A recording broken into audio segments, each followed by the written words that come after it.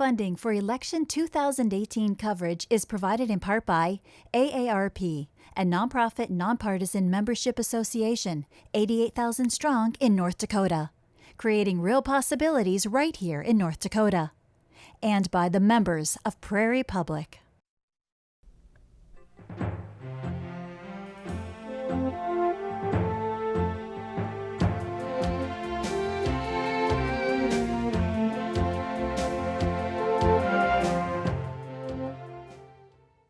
Good evening and welcome to continuing coverage of the 2018 elections on Prairie Public, and thanks also to AARP. I'm Dave Thompson. This evening we're going to hear a debate between the candidates for North Dakota's lone U.S. House seat. They are Republican Kelly Armstrong from Dickinson and Democrat Max Schneider from Fargo. Thank you both for participating. We flipped a coin before this broadcast, and Kelly Armstrong will begin with 90 seconds of opening comment.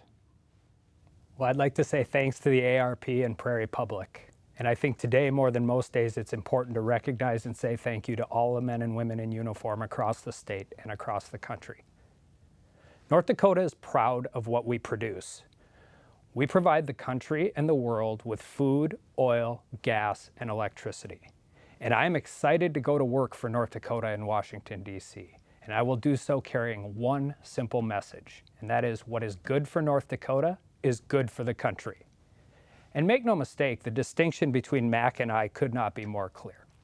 He's on record opposing the Trump tax cuts which have benefited North Dakota more than any other state in the country. And the reason they've benefited North Dakota the most is because of sound tax policy that we have passed in the state legislature. Tax cuts which I am proud to support and which Mac has opposed at every turn. And I will work with the Trump administration to continue to roll back federal regulations that stifle our growing economy. And no matter how much he tries to cozy up to President Trump right now, it's important to remember that in 2016, he gave Hillary Clinton $5,000. She campaigned for president on shutting down the coal industry in North Dakota. We need to continue to roll back federal regulations to allow North Dakota farmers, ranchers, small businesses, and energy producers to thrive. Thank you for having me, and we'll move forward. Thank you very much. Now we're going to hear from the Democratic candidate, Max Schneider. Dave, thanks so much for agreeing to moderate this debate. I want to thank the AARP, Prairie Public, and my friend Kelly Armstrong for agreeing to participate tonight during this day of national remembrance. Throughout the course of this campaign, during this very politically polarized time in our country, I've tried to focus my campaign on the issues that North Dakotans talk about around their kitchen tables. Things like jobs, education, health care, access to a secure retirement.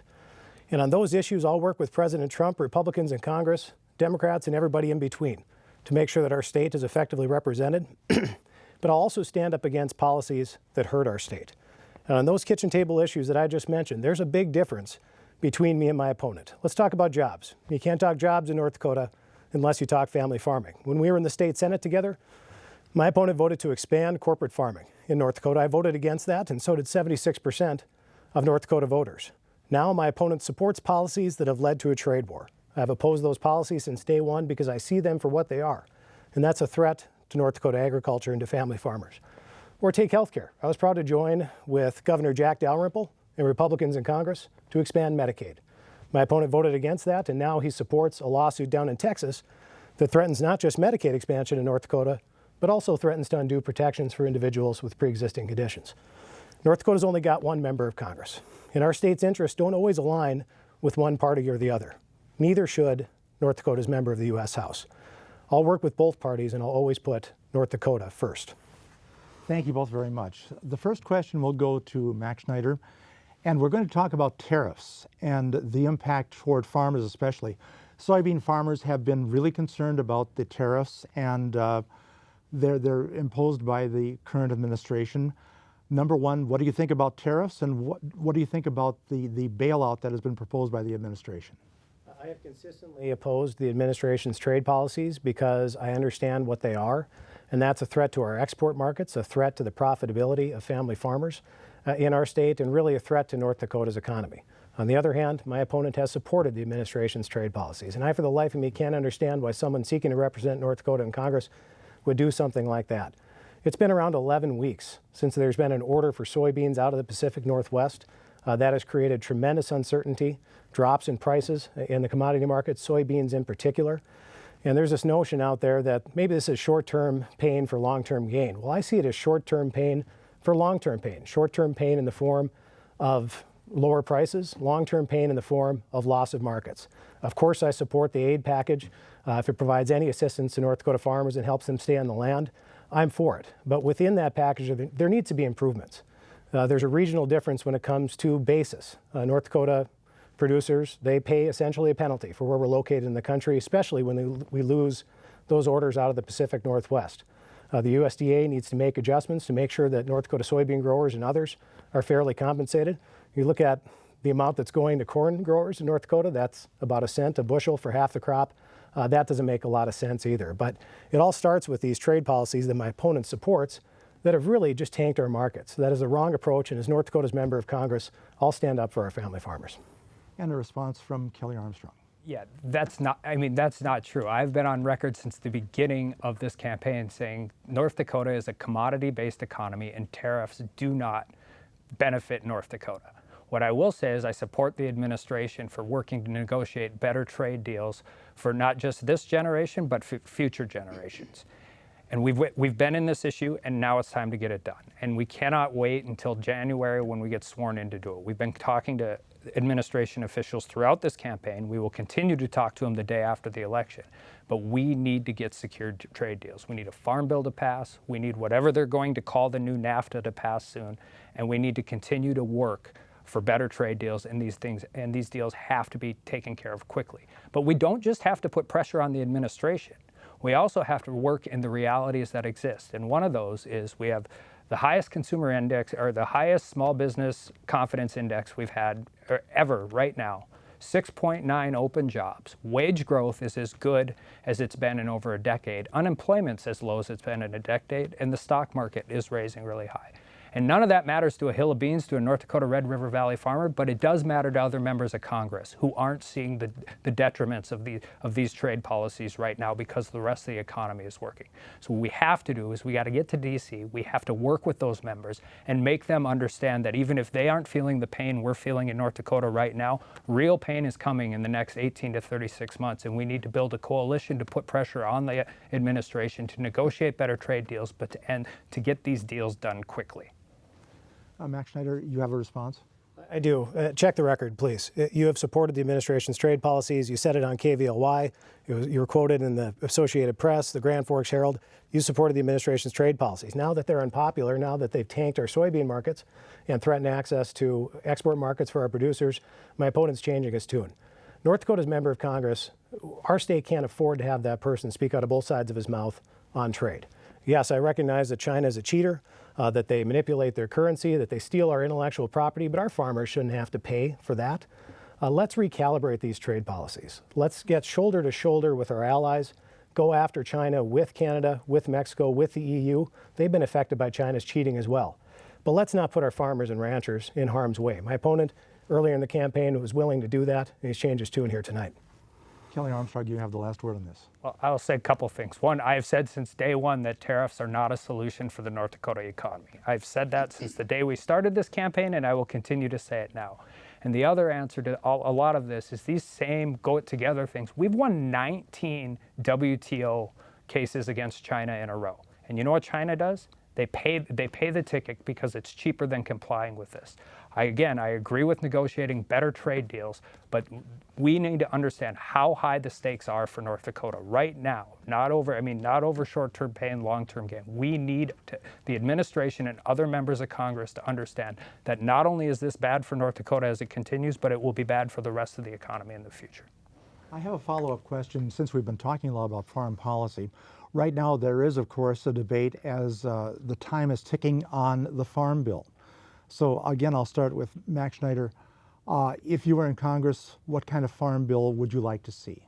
Well, I was at Big Iron, the farm show here in Cass County this morning out at the fairgrounds, and it's clear that our producers are dealing with uncertainty. Uncertainty in terms of low commodity prices, uncertainty because of the trade policies that my opponent supports, just uncertainty all around. And if we can, through the political process, provide some certainty in terms of getting a farm bill in place by September 30th, we need to work on a bipartisan basis to do that. Unfortunately, what you've seen coming out of Congress in the two chambers, it really is a tale of the House versus the Senate. The House passed out an extraordinarily partisan bill, hung up over these work requirements that our neighboring Congressman Collin Peterson has described as a hassle factor, really rather than a legitimate way to encourage people to work. We need to set ideology aside because that really threatens the farm bill. On the Senate side, on the other hand, you had 86 votes in the Senate for that bipartisan bill. That's historically how we've gotten farm bills passed.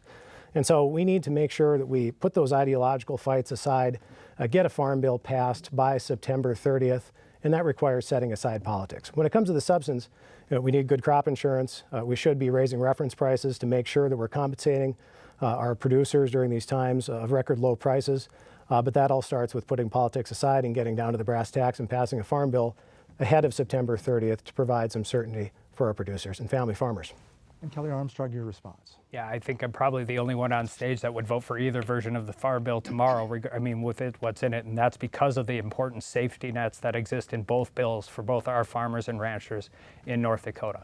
But I think we talk a lot about the House bill and how it's, and you'd like to point out that it's partisan. Two things to that. One, it sounds like they are working towards a negotiated agreement on the food stamps.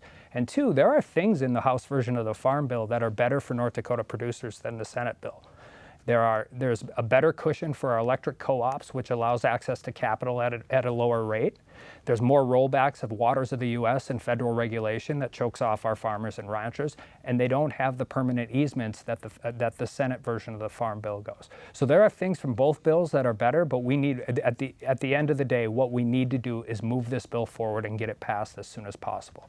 Neither one is probably going to be perfect, but the good of either bill far outweighs the bad. This next question will go to Kelly Armstrong first, and we did talk about Obamacare in some of the opening statements. The state of North Dakota has joined this lawsuit in Texas about Obamacare, which could mean the end of Obamacare. And there are some North Dakotans who are concerned about coverage. And the mantra among the majority has been to repeal and replace Obamacare. So my question to you, Kelly Armstrong, is what about Obamacare and what about repealing and replacing it? Yeah, Obamacare first started to try and solve a problem in North Dakota that didn't exist prior to its inception. Prior to Obamacare's inception, 8 to 10% of the population was uninsured. After Obamacare's inception, 8 to 10% of the population is uninsured. And at the same time, costs have continued to rise on our businesses and our private market insured. And we continue to work forward with providers have left the markets, costs have gone up at a drastic rate, and we move forward, and the costs just continue to skyrocket. And the programs that were in place, like Graham Cassidy and things of that nature, they were very specific, and they benefited states like North Dakota better than anybody else. As the bill was originally written from Republicans, that under Obamacare, North Dakota got about $3.5 billion from 2020 to 2026. Under the block grant program, we'd get $4.26 billion. That's an increase of $700 million with significantly less strings attached. And the state of North Dakota alone would save over $370 million over that time period. These are programs that work well in North Dakota. And there was a 2-year grace period to allow nothing in Medicaid expansion in those programs to change while we implemented our own program. And we simply put, both parties in D.C. have failed at providing health insurance. And it's no secret that the two biggest places we have insurance problems in North Dakota are with health insurance and flood insurance. And those are the only two that don't have a significant state regulatory body. We need to get the decisions out of D.C. I trust John Gottfried and Governor Burgum, especially if they're getting more money with less strings attached, to make healthcare decisions for the population in North Dakota.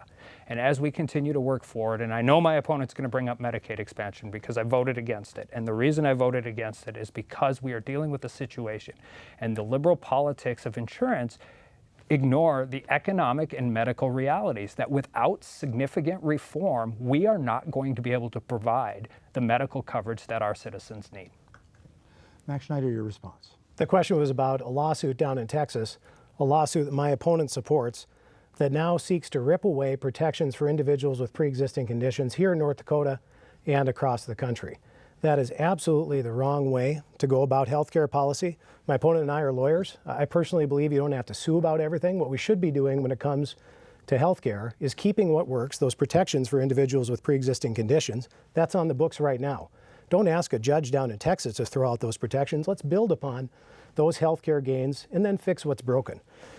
Another problem with my opponent's support for that lawsuit, it would rip away coverage from an estimated 47,000 North Dakotans. That's the 20,000 that gained access to health insurance under Medicaid expansion. You can just about imagine what that would do to rural hospitals. It's about 20,000 that gained access to health insurance through the exchanges, and about 7,000 young people who are on their parents' policies. What are those people going to do when my opponent gets his way, when the judge rules his way down in Texas? What are they going to do for health insurance? My opponent has no answers for that. And respectfully, you can talk about Graham Cassidy all you want, but if that was a good bill, the Republican-controlled Congress would have passed it. The fact of the matter is, caps Medicaid payments, which would be a disaster for our long-term care facilities here in North Dakota. And obviously, it wasn't the right thing to do, or else the Republican-controlled Congress would have enacted it into law. I am going to mention Medicaid expansion. I'm not sure the liberal politics of insurance really appeals or applies to Medicaid expansion. It was supported by Governor Dalrymple. It was supported by your colleagues in the Republican caucuses in the House and the Senate. And I was proud to join with them to expand Medicaid because it helped keep rural hospitals open. All of that is threatened by this lawsuit down in Texas that my opponent supports. Let's not sue about it. Let's work on a bipartisan basis to build on the gains that we have and fix what's broken. These individual insurance markets where people are paying far too much for health insurance. Kelly Armstrong, your response. Well, a couple things about the lawsuit. One, and my opponent has said it is Commerce Clause 101, but I think it's important to remember that when Obamacare was originally challenged at the Supreme Court, the Commerce Clause was rejected as an argument for implementing it. The only reason it was implemented is because the individual mandate existed, what was qualified as a tax. And with the Tax Cut and Jobs Act that was passed, the penalty for that individual mandate went away. So now the constitutionality of Obamacare is in question. And it still doesn't change the fact that since the implementation of Obamacare, again, I'm glad more people are covered under Medicaid expansion, but we aren't covering more people in total in North Dakota. We are not doing it.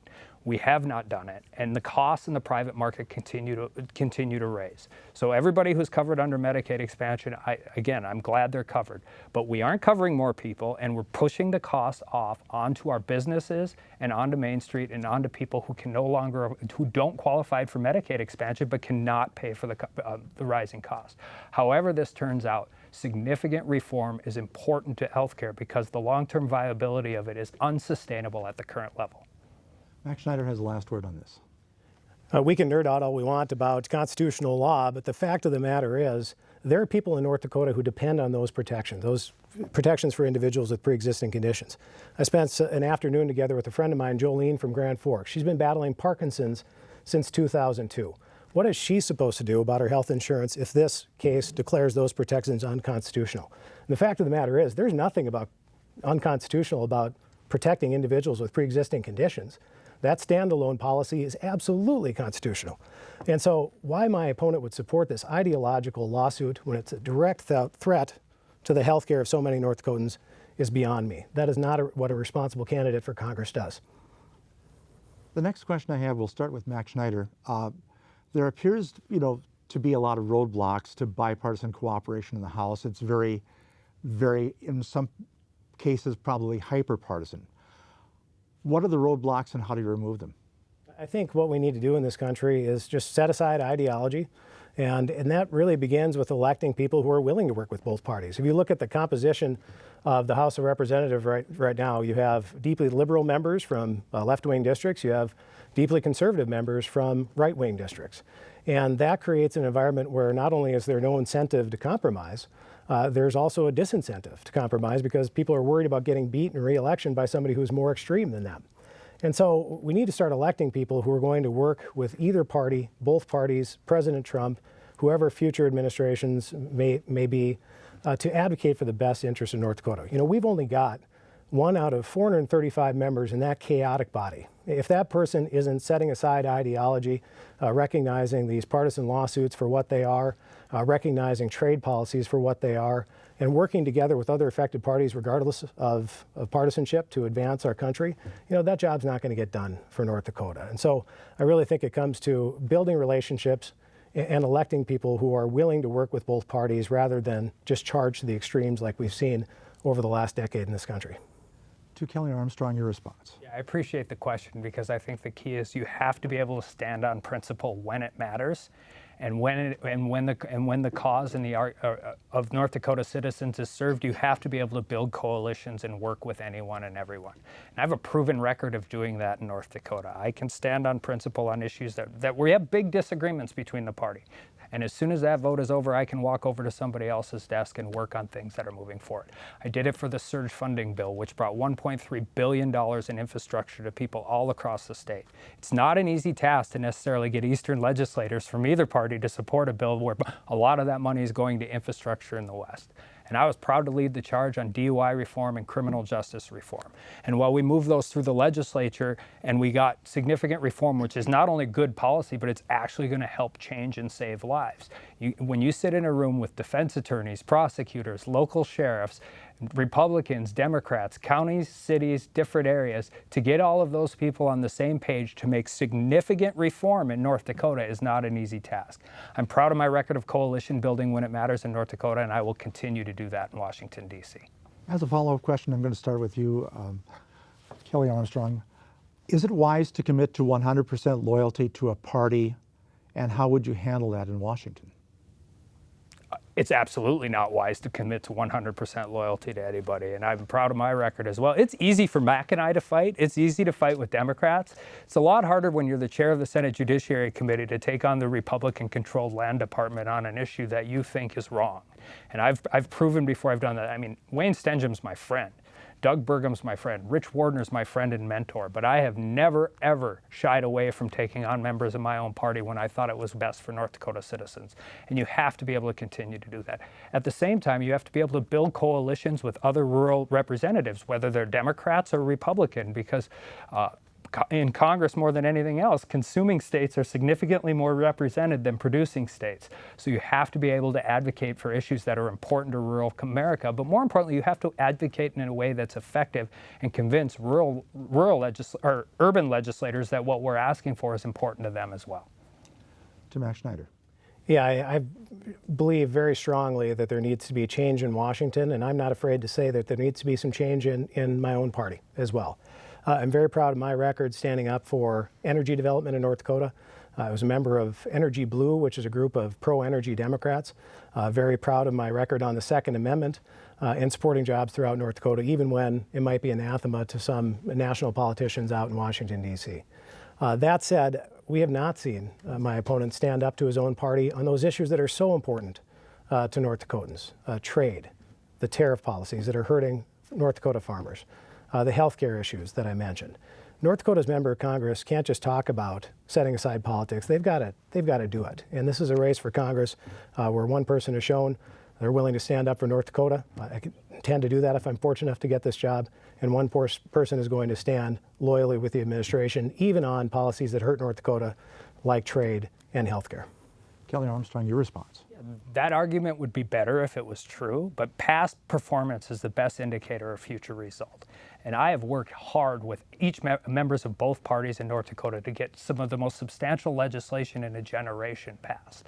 And to say that there's a bipartisan agreement on this side of the aisle, I mean, no offense, Mac, but you were not a bipartisan moderate in the North Dakota Senate. You were a partisan Democrat. And on big issues that were important in North Dakota, we worked forward and we passed issues that I think have benefited North Dakota significantly. And I have taken on members of my own party right here at home, and I have no problem doing that in Washington, D.C. There's two different kinds of people who do this. You can kick dirt, you can scream, you can pound on the podium, and that makes for good politics, but it doesn't really do much to persuade people.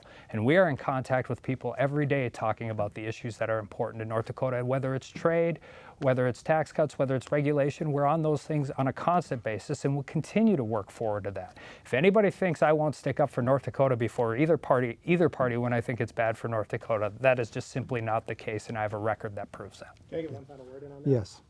Let's get real here, though. You and I have worked together in the state Senate on a lot of things that are very important. Battling human trafficking, battling changing laws to protect women and children. Those are issues where we have worked together, right? In the legislatures, there's a bipartisan record that we both share. In this race for Congress, I've shown that I'm willing to stand up to Nancy Pelosi. I don't intend to vote for her. I think we need change within the Democratic Party. I think we need to go back to an economic message that makes sense right here in the heartland. My opponent has not shown. You're not going to vote for her? I'm not going to vote for her. I'm going to vote for somebody else. I'm going to vote for whoever is best for North Dakota. That's who I'm going to vote for. At that point, let's move on to our next question. This is from AARP, our partners, and we start with Mac Schneider. Medicare today provides benefits to 60 million older adults and people with disabilities, including over 115,000 North Dakotans. How will you work to preserve and strengthen Medicare for current seniors and future generations? Well, in my day job as an attorney, I see every day how important Medicare is. I represent a lot of people who, through no fault of their own, are diagnosed with cancer or have a work-related injury and they can no longer work. And as a result of that, they need access to health care, and oftentimes Medicare is the best option for them. And is a lifeline not just to those individuals that I work with every day, but also North Dakota seniors.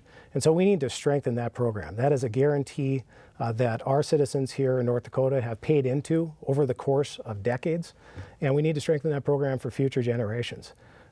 What we can do is understand that we need to work to make the program more efficient without cutting benefits. That's working to find ways to pay for performance rather than just the cost of treatment.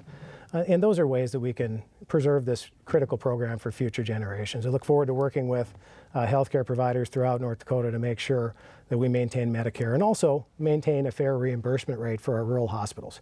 A lot of our rural hospitals are struggling. I hate to think where they'd be without Medicaid expansion, but Medicare reimbursement rates are absolutely critical, and we've got to keep those rural hospitals open. And so that's an important part of maintaining Medicare for North Dakota as well, and it's just a critical guarantee. Kelly Armstrong. We need to continue. One thing we need to work on, and whether it's senior living homes or any of those things, the Medicare rate has not raised. We used to be in the top 40% in it as a state, and now we are in the bottom rung of it. So, and that not only affects people who are in those homes, but it affects bringing people to work in our rural hospitals and things of that nature. But the answer is when we are dealing, whether it's Medicaid or Social Security or any of those issues, there cannot be a reform to any of those packages that affects anybody who is at or anywhere near retirement. But we have to continue to work for those things and work for those reforms so that we can continue to keep these programs solvent, and also increasing rates as we move forward so we can be competitive in the health service providers we're bringing into North Dakota. Okay. Mac Schneider, one more try. Yeah, just very briefly, I think what we need to do is not just preserve those programs for people who are at or near retirement, but also preserve Medicare for future generations. This is something that has worked since it was enacted in the 1960s. It has certainly worked for North Dakota. We're not just going to save it for the people who are on the cusp of retirement. We're going to save it for North Dakotans of future generations. Yeah, and I would say that any reform or any change of it if you're making small changes now that benefit in the future, I agree with that. We have to ensure the solvency of the program for future generations. I want to follow up, and I'll give you each a try of this, Mac. If you think reforms need to be made to Social Security, what would they be? Well, I think the first thing that when it comes to Social Security is not to be alarmist. You know, even if somehow the trust fund were to be expended, Social Security, the revenue coming in, can still pay the lion's share of benefits. And so what I think we need to do to preserve this program, and again, this is a program that I see the benefits of every day with the hardworking North Dakotans that I represent. This is something that is an insurance benefit that's been paid for through these hardworking individuals' payroll taxes, sometimes over the course of a lifetime, and it's got to be there. But let's go after fraud and abuse where it exists. Let's make sure that this program is there for the people who need it and not being overextended to people who don't need it. But preserve that guaranteed benefit, that secure retirement, that disability insurance that so many North Dakotans rely on. But also, you don't have to be alarmist about it. We can save this program through modest tweaks and bipartisan compromise. Kelly, go ahead. Yeah, and I think that's important as well, is to talking about this as it maintains forward. I mean, the simple fact of the matter is because of great medical advances, people are living longer, they are having healthier lives much longer into their livelihood. But when I was at a meet and greet a couple nights ago, and a couple weeks ago actually in Hillsborough, and I asked everybody under the age of 30 to ask if they believe that Social Security exists when they retire, and it's amazing how many hands don't go up. And so I agree that when you're dealing with these issues, any tweaks or any reforms that are done have to be small and have to be on the front end of the population. One of the things that drives me nuts about Social Security is when it gets called an entitlement.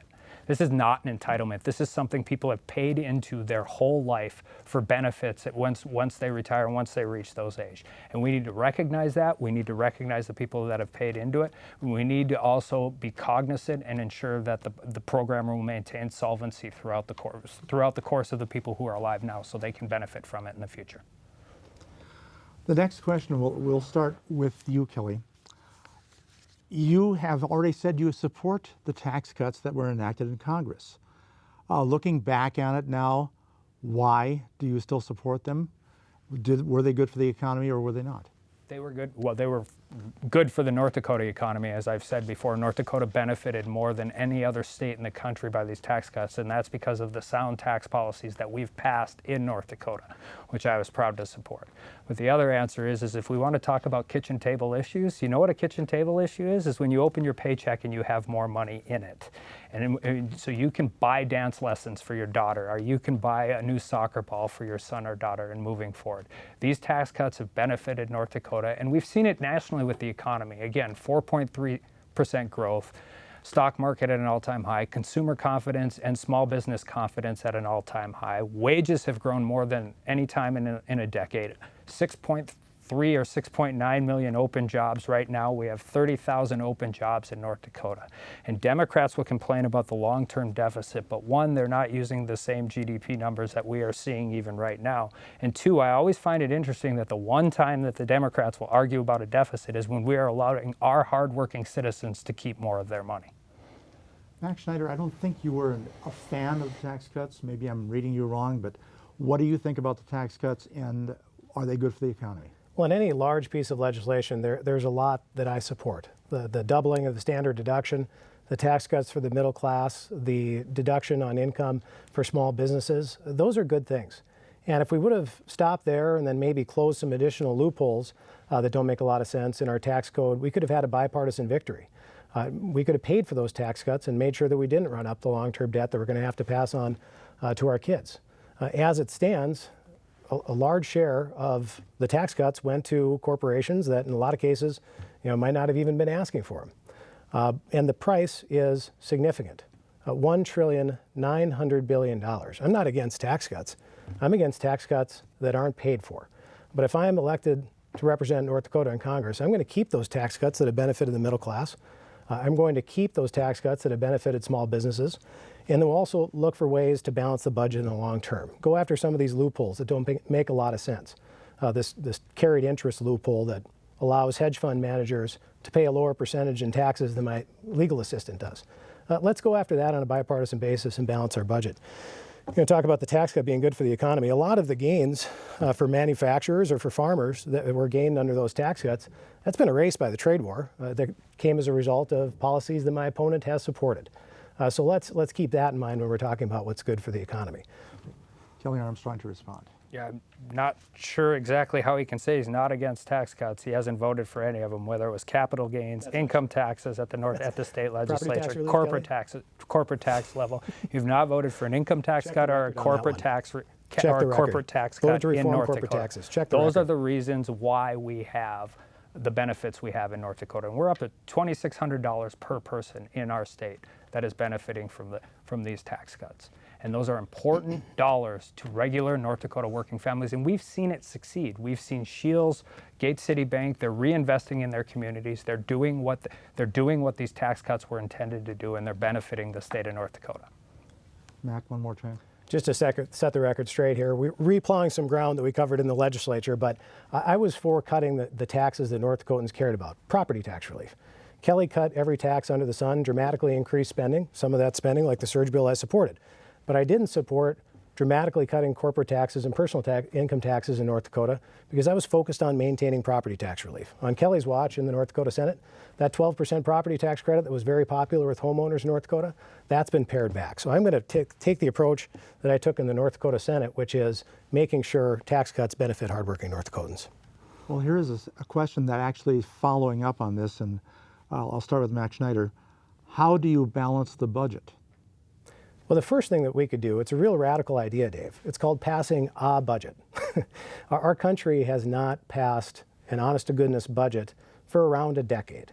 And so that's the first thing that we do. Return to regular order, go through the normal appropriations process, plan both in the near term and the long term to address our country's fiscal needs, and work to reduce the deficit and then hopefully in the long term pay down some of the national debt. And the fact of the matter is these trillion-dollar deficits, that's no longer a Republican issue or a Democratic issue. Both administrations are guilty of running up red ink. It's a math issue. And so what we need to do is return to regular order, work together as Democrats and Republicans, and solve this problem before it's unsolvable. $1 trillion deficits are just not sustainable, and we need to address that before it becomes a crisis. What we've seen over the past decade, and it's continuing presently, is just passing continuing resolutions, feeding the beast, running up the debt on the national credit card. That's got to change. To Kelly Armstrong, how does one balance the budget? There's $23 trillion in national debt, and we do need to continue to pass budget. This might be something we actually agree with to some degree or another, but there's hope because the Senate has started passing budgets. They've been moving forward. But I think it's important to remember last quarter we collected more money than at any other time in our history. Washington, D.C. does not have a revenue problem. They have a spending problem. And we need to be able to cut budgets, move ourselves forward, and deal with issues as we keep advancing in technology, whether it's at the state level, local level, and county level. We have to find essential efficiencies in where there are. And one thing we need to do immediately is start looking at all the programs that duplicate services and exist in different areas where we are expending more resources for half the benefit. And also going down that path, as we keep federal agencies within their own lane, allow states to have more control over their own destiny, you will not only see regulations decrease, spending go down, but you will increase efficiencies because then instead of 10 people in a federal bureaucracy that have to stamp red tape on a piece of paper, you'll only have one. So you can deliver the programs cheaper and you can deliver them more efficiently. That's a novel idea with the federal government, but we have to continue to work through it. Because when I'm on the campaign trail, it's heartening and sad at the same time to recognize how many people are actually still paying. I mean, with all the hot button political issues that are around in North Dakota and across the country right now, people are recognizing that this is a $23 trillion problem that we're going to pass on to our kids and our grandkids. And at the very least, then maybe and if none of that works, we need to go work forward for a balanced budget amendment, something I was proud to support in North Dakota. Because when you're only on 2-year election cycles and you are in these districts, this may be the only way to move this forward is if the states tell the federal government enough is enough, and we need to balance the budget. Max Schneider would like to respond. Well, when you're in a hole, first thing to do is stop digging. My opponent supports a tax plan that adds $1.9 trillion to the deficit. Again, we could have cut the taxes for middle-class North Dakotans, North Dakota business owners without adding a penny to the debt. And so there's a little inconsistency there when it comes to addressing the debt. But I did find some things to agree with my opponent there. Let's go budget by budget. Let's find efficiencies. Let's cut waste, fraud, and abuse and work together once and for all as Democrats and Republicans to balance this budget because it's not sustainable. All right, this one goes, Kelly, you have one more chance at this. Oh no, I was just going to say, we don't always get to vote for a perfect bill. If we could write our perfect bill, there would be often things we do. And the tax cuts benefited North Dakota significantly, and that's why I supported it.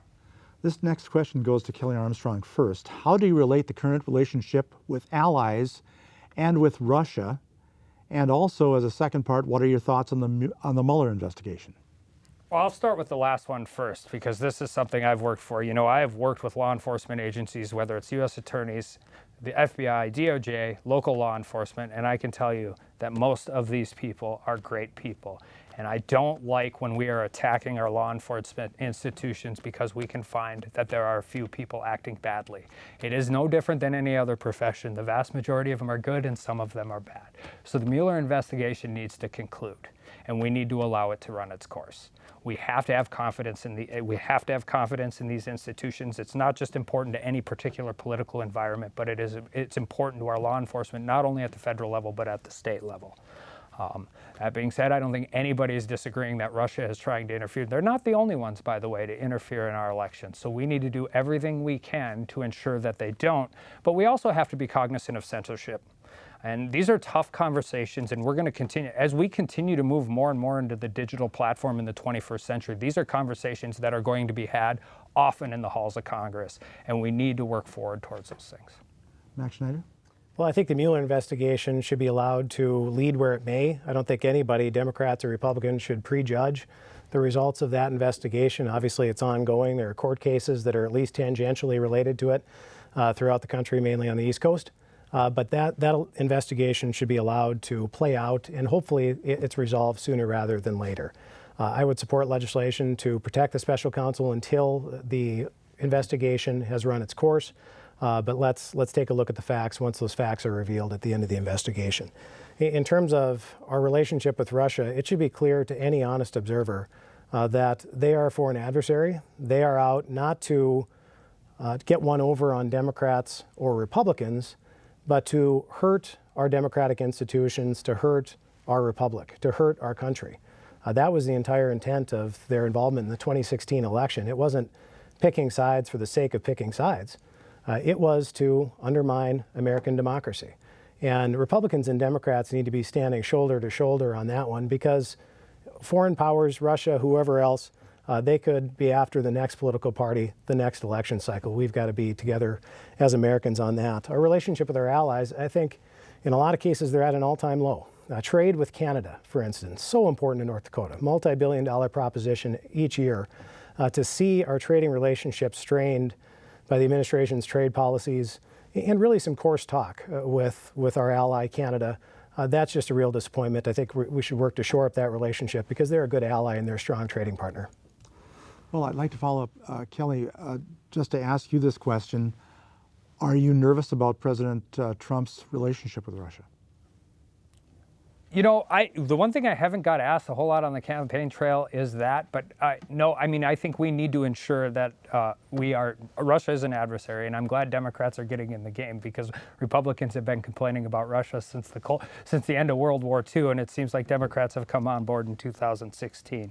But I agree, we need to let this thing follow through, and I think that's one of the problems we run into right now, Dave.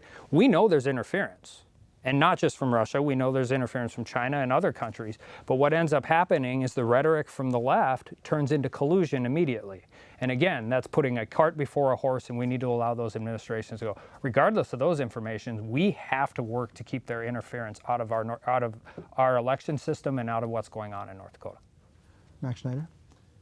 I would be concerned if any administration were friendlier to Russia than they are to allies like Canada. I don't mean to personalize it in the sense of our current president, but we need to remember who our friends are, remember who our adversaries are, and act accordingly. I don't think it's entirely appropriate to have a close relationship with Russia without resolving what they've done to interfere with our institutions. Obviously, we're always going to talk to our adversaries. I support the administration speaking with vile dictatorships like North Korea. We should talk to our adversaries, but let's remember who our friends are and who our adversaries are.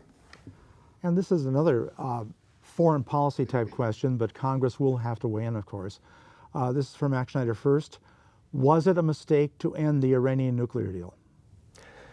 I would have liked to have seen us strengthen that deal. The deal was not perfect by any means, but let's build upon what existed there, make it better, make it tougher, join with our allies to make it enforceable and ensure that Iran isn't cheating. Iran is the adversary of adversaries. They have put our soldiers in harm's way, taken just terrible steps against our armed forces. Their government is not friendly to the United States, to put it lightly. They are a true adversary. But let's work to make sure that we can put them in check rather than just checking out. I strongly believe we should have built upon that agreement in place, working with the international community to make sure that Iran couldn't wiggle out of it. Now they're free to turn to others rather than having the international regime against them. To Kelly Armstrong. Yes, it was right to get out of the Iran deal. We were rewarding the largest state sponsor of terrorism in the entire world with billions of dollars on the front end with promises on the back end. And when we want to talk about our allies, we don't have to look very far, because our allies in Israel agree with us. And if anybody understands what is going on the ground in the Middle East, it is our allies in Israel. And moving forward and continuing to treat Iran like the terrorist regime it is the appropriate way for the United States to deal with them. Do you have another response? Well, take a look at North Korea. I mean, nobody likes North Korea. As I mentioned, they're a vile dictatorship. I think Iran falls into the same phylum when it comes to adversaries in the world. But the president, very rightly in my opinion, has engaged North Korea, not because we like them, but because we want to prevent war from breaking out and prevent their capacities from increasing and hopefully move towards denuclearization. I think we need to be smart and tough, as the president says, and that applies to not just North Korea, but to Iran and other adversaries. Kelly Armstrong? Yeah, I'll just say that working with North Korea, if anybody remembers where we were 24 months ago, we were talking about missile tests that were going to reach U.S. territory. So I appreciate what the president is doing in North Korea and working that forward. But we haven't seen a really bad deal in place with state-sponsored terrorism, which was the result of the Iran deal. I think they just killed somebody with poison gas at a Malaysian airport. If that's not state-sponsored terror, I'm not sure what is. All right, let's go back to a domestic issue, and I'll start with Kelly Armstrong on this one. There was a lot of hoopla to begin with about infrastructure needs, roads, bridges, other infrastructure, including broadband internet. But so far, we don't have a plan. So what has to happen? Republicans and Democrats, I think, all agree that we need an infrastructure package. It is clearly an area where we are being left behind by other countries. North Dakota can be a model for rural broadband. We have some of the best rural broadband in the entire country. The issue is how to pay for it. And that's where the questions come. You know, ideas like public-private partnerships don't work particularly well in North Dakota because we aren't a large enough base economy to deal with those things. Now, we don't just drive on our own roads, we drive on everybody else's roads as well, but as we're working through that. Also, when they talk about raising the gas tax, that is another issue that significantly detrimentally impacts North Dakota more than other states. We drive more vehicle miles, I think, per person than any other state in the country, and the reality is the jobs and the businesses we have here lend themselves to pickup trucks, and whether it's farming, ranching, oil and gas production, and things of those nature. So we don't want to see a program that significantly disproportionately impacts North Dakota, but we need infrastructure spending. I'll go back to what I said originally, in the last quarter, the U.S. has collected more money than we have at any point in time in our history. We have infrastructure problems in the United States, and it's time for Democrats and Republicans to get together to find a solution. Max Schneider. I think there's a real opportunity at the outset of the Trump administration to come together on a bipartisan basis and invest in infrastructure in the country. I think the country would rally around that as Democrats and Republicans. It doesn't matter which member of Congress, there are roads and bridges in every district. And so I still hope the president will lead that effort. And certainly there are many members of Congress who would be a part of that on a bipartisan basis. I'm glad you mentioned broadband. That is the infrastructure of the 21st century. I spoke not too long ago to the rural telecoms, and they're doing a fantastic job working with the private sector, working with their members, working with USDA Rural Development and the Rural Utilities Service to leverage grants and loans. And rural North Dakota has some of the fastest internet in the state, sometimes faster than Fargo and Grand Forks. And so that's important infrastructure. We need to build on those successes. You can't talk about infrastructure in North Dakota unless you're going to talk about Fargo flood protection. I was proud back when I was in the state Senate to cast my vote in favor of that key early funding for Fargo flood protection. My opponent voted against that. If I'm fortunate enough to be elected to represent North Dakota in Congress, I'm going to fight for infrastructure like Fargo flood protection, and of course, Minot and Souris River Basin flood protection as well. Those are two critical projects. Give Kelly Armstrong a chance to respond. That's not true either. I voted for the bill that protected Fargo. What we were talking about was an amendment that was ensuring the federal government was a willing partner, both structurally and financially, to move this thing forward. I've always supported flood protection for Fargo. I was happy to carry intercity flood protection on the floor of the Senate in 2015, the same year I was carrying the surge funding bill. And the reason is while the diversion is moving forward, we have to continue to protect these areas in eastern North Dakota. The diversion process is permitted. Quite frankly, it's in the hands of the Minnesota DNR right now. Moving forward, as we get to DC, we have to ensure we fight for every available dollar for the project when it's approved, because we cannot allow that to be that cost to be borne solely on the taxpayers in Cass County and the state of North Dakota. So we have to advocate every day for federal funding for not only that project, but the flood protection in Minot as well. I mean, these communities that's the lifeblood of the north central part of the state, and Fargo is obviously the largest economic driver of any city in the state of North Dakota. It's incredibly important that they have permanent flood protection. And Max Schneider, one more time. I have an old copy of the Fargo Forum from earlier this year that you can read if you want to refresh your memory on where you stood on Fargo flood protection in 2013, my friend. I was there working to make sure that we put that critical down payment on that project forward. busloads of leaders from Fargo came in. You were on the other side. I was proud to vote for it. I'm going to keep advocating for Fargo while also mitigating those upstream impacts. That's an important part of the project too. I want to move on to one more issue, and I'll start with Max Schneider on this. Immigration seems to be a big roadblock in Congress right now. What needs to happen for an immigration policy? Well, our immigration system in this country is completely broken. And I think you need to deal with both illegal immigration and legal, capital L, legal immigration as well. First thing we do, let's secure our border. Let's put whatever barriers we need in place, whatever walls we need in place, but let's also understand that a simple barrier is not going to do it. Let's also invest in law enforcement. Let's invest in technology like UAS, the kind that we're so good at developing here in North Dakota. And let's also go after the demand side on this, making sure that we're going after employers who take advantage of illegal labor and undercut the wages of American workers and undercut honest business owners. Let's make sure we're going after demand as well. And then we need to look at the root of the problem.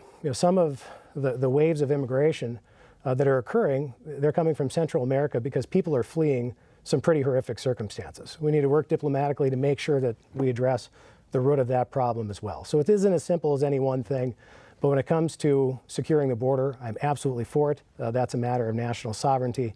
That's not a matter of cruelty. That said, let's look at fixing our legal immigration system as well. I was talking with the Association of General Contractors, the home builders, and one of their biggest issues, and it's an issue across the board, is workforce. And they're looking at bringing over legal guest workers that will not undercut wages of American workers, but will be here temporarily to partially address some of the workforce needs that we have.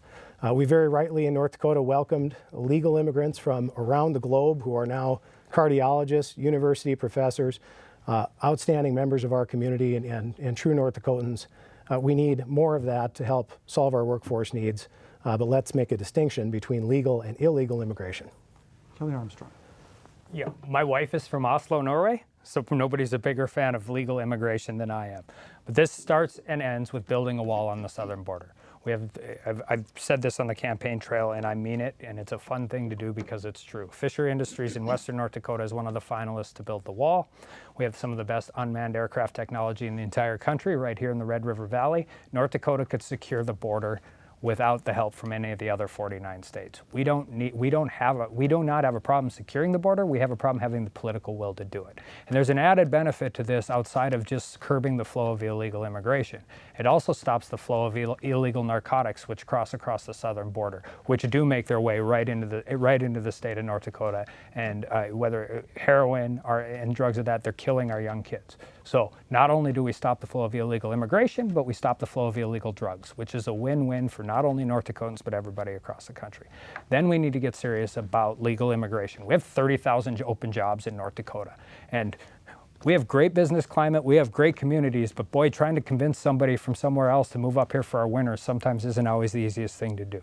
And the two biggest single impacts to our continued growth in North Dakota are workforce and affordable housing.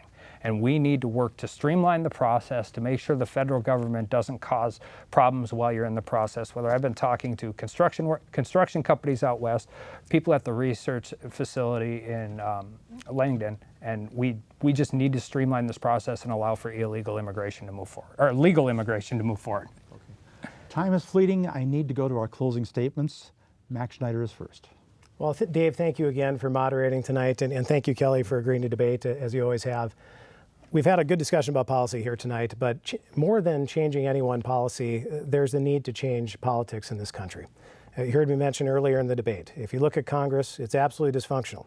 And one of the reasons why it's dysfunctional is because you have left-wing members from left-wing districts, right-wing members from right-wing districts, and there's very few in the middle to compromise and move our country forward.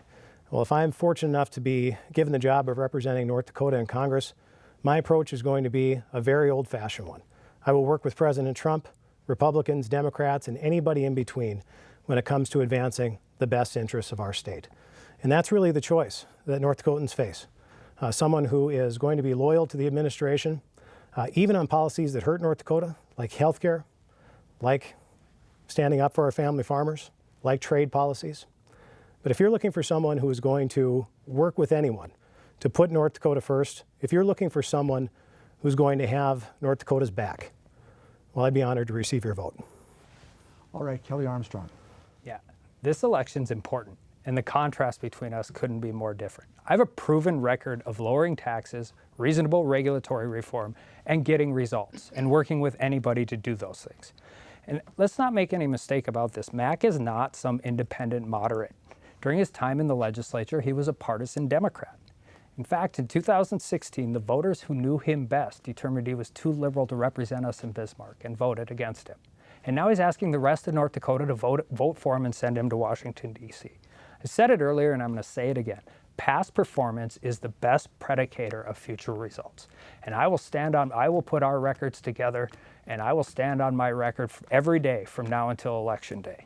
North Dakota deserves a strong, effective leader who's passionate about public service and will go to work every day to ensure North Dakota maintains the place to be a great place to do business and a great place to raise a family. Well, I'd like to thank both candidates, Kelly Armstrong and Mac Schneider, for a spirited yet respectful debate. Thank you both so much. Thanks to AARP for helping to co-sponsor these debates, and thanks to you for tuning in. For Prairie Public, I'm Dave Thompson. Remember to vote in November.